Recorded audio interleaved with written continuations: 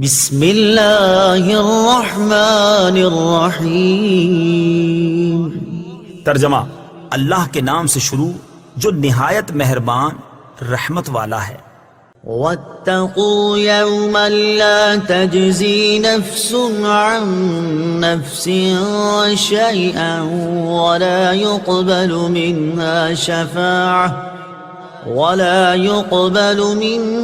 شفاعة ولا يؤخذ منها عدل ولا هم ينصرون۔ ترجمہ: اور اس دن سے ڈرو جس دن کوئی جان کسی دوسرے کی طرف سے بدلہ نہ دے گی اور نہ کوئی سفارش مانی جائے گی اور نہ اس سے کوئی معاوضہ لیا جائے گا اور نہ ان کی مدد کی جائے گی۔ لا تجزی نفس عن نفس شیئا، کوئی جان کسی دوسرے کی طرف سے بدلہ نہ دے گی۔ تفسیر صراط الجنان میں ہے، یعنی اے بنی اسرائیل، قیامت کے اس دن سے ڈرو جس دن کوئی بھی شخص کسی کافر کی طرف سے بدلہ نہ دے گا اور نہ کافر کے بارے میں کسی کی کوئی سفارش مانی جائے گی اور نہ اس کافر سے جہنم کے عذاب سے نجات کے بدلے کوئی معاوضہ لیا جائے گا اور نہ ان کفار سے اللہ تعالیٰ کا عذاب دور کر کے ان کی مدد کی جائے گی۔ شفاعت کی امید پر گناہ کرنے والا کیسا ہے؟ اس سے معلوم ہوا کہ قیامت کے دن کافر کو نہ کوئی کافر نفع پہنچا سکے گا اور نہ کوئی مسلمان۔ اس دن شفاعت صرف مسلمان کے لیے ہوگی، جیسا کہ دیگر آیات میں بیان ہوا۔ البتہ یہ بات یاد رکھنی چاہیے کہ شفاعت کی امید پر گناہ کرنے والا ایسا ہی ہے جیسے اچھے ڈاکٹر کے مل جانے کی امید پر کوئی زہر کھا لے، یا ہڈیوں کے ماہر ڈاکٹر کے ملنے کی امید پر گاڑی کے نیچے آ کر سارے بدن کی ہڈیاں توڑوا لے۔ وَإِذْ نَجَّيْنَاكُمْ مِنْ آلِ فِرْعَوْنَ يَسُومُونَكُمْ سُوءَ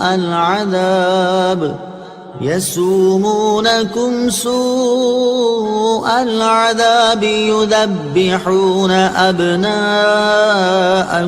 وَيَسْتَحْيُونَ نِسَاءَكُمْ وَفِي ذَلِكُمْ بَلَاءٌ مِّن رَّبِّكُمْ عَظِيمٌ۔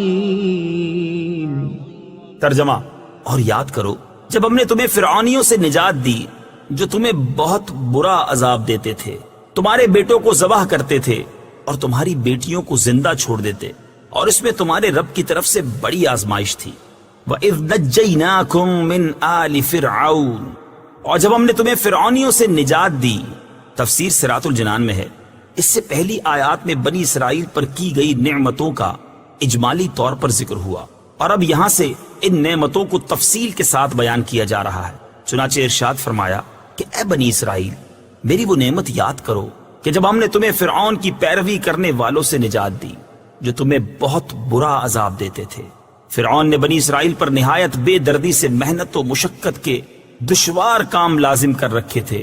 پتھروں کی چٹانیں کاٹ کر ڈھوتے ڈھوتے ان کی کمریں اور گردنیں زخمی ہو گئی تھی۔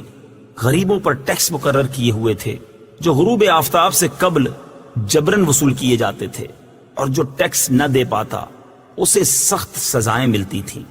فرعون کا مختصر تعارف۔ جس طرح فارس کے بادشاہ کا لقب کسرا، روم کے بادشاہ کا قیصر اور حبشہ کے بادشاہ کا لقب نجاشی تھا، اسی طرح قبطی اور عمالقہ قوم سے تعلق رکھنے والے مصر کے بادشاہوں کا لقب فرعون ہوتا تھا۔ حضرت موسیٰ علیہ السلام کے زمانے کے فرعون کا نام ولید بن مصعب بن ریان تھا، اور اس آیت میں اسی کا ذکر ہے۔ اس کی عمر 400 سال سے زیادہ ہوئی۔ نیز اس آیت میں آل فرعون سے اس کے پیروکار مراد ہیں۔ یذبحون ابناءکم، وہ تمہارے بیٹوں کو ذبح کرتے تھے۔ تفسیر صراط الجنان میں ہے، فرعون نے خواب دیکھا کہ بیت المقدس کی طرف سے ایک آگ آئی اور اس نے مصر کو گھیر کر تمام قبطیوں کو جلا ڈالا، جبکہ بنی اسرائیل کو کوئی نقصان نہیں ہوا۔ اس خواب سے اسے بڑی وحشت ہوئی۔ کاہنوں نے تعبیر دی کہ بنی اسرائیل میں ایک لڑکا پیدا ہوگا جو تیری ہلاکت اور تیری سلطنت کی تباہی کا سبب بنے گا۔ یہ سن کر فرعون نے حکم دیا کہ بنی اسرائیل میں جو لڑکا پیدا ہو اسے قتل کر دیا جائے۔ یوں ہزاروں کی تعداد میں بچے قتل کیے گئے۔